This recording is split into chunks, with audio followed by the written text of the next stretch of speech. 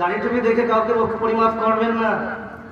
জ্ঞানী মানুষ থাকে সাধারণ মানুষের ভিতরে, এজন্য কাউকে আগে ভাগ বিচার করবেন না।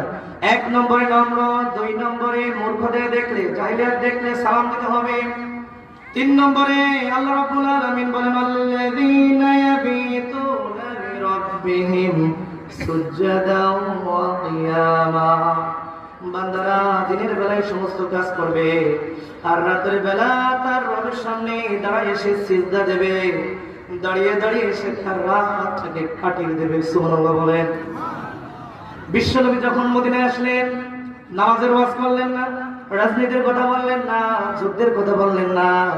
বিশ্বনবী বললেন, ও আমার মুহাজির আনসার আমার ভাইরা শোনো, যদি 4টা কাজ করো তোমরা জান্নাতে সহজেই চলে যাবা। সুবহানাল্লাহ বলেন। সেই 4টা ওয়াজ কি আপনারা জানেন? কি আমি মিথ্যা কথা বললে আলেম ওলামা আছে ইউটিউবে চার্জ দেবে, আলামিন ভাই আছে, ভালো আলেম ওলামা শুনবেন এই হাদিস কোরআনে আছে কিনা, যেটা সহিহ না, যেটা সনদ ঠিক না, ওই সমস্ত কথা আমরা বলি, যেটা জানি ওটা বলার চেষ্টা করি ইনশাআল্লাহ। এজন্য কোরআন হাদিস থেকে নেবেন কিছু, নিয়ত সহি করেন, এই অবস্থায় মারা যাবেন, আল্লাহ তাআলা আপনার জীবনের সব গুনাহ মাফ করে দেবে। আমি পরে একটা আসছি তওবার আয়াত আছে এখানে।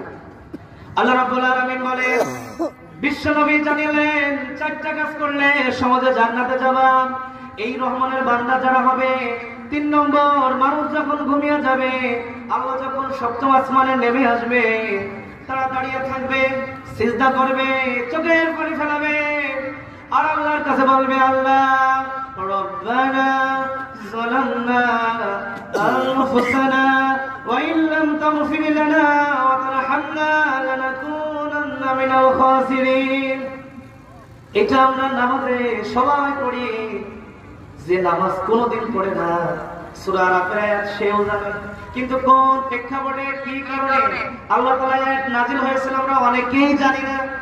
জানি বলেন, এটা সামনের মধ্যে আমি বলবো না, আপনাদেরকে এটা কাজ দিলাম, এটা জানবেন আল্লাহ তাআলা রব্বানা যালামনা কেন নাযিল করলেন।